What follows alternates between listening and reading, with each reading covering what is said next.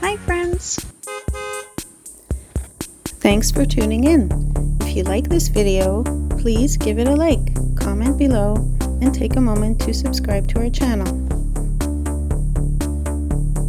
Welcome to Garson, Ontario, a small community just northeast of Sudbury with a rich mining history.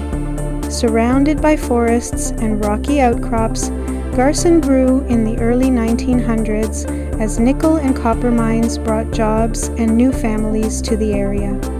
The town is named after William Garson, a businessman and politician who played a role in developing Northern Ontario's resources.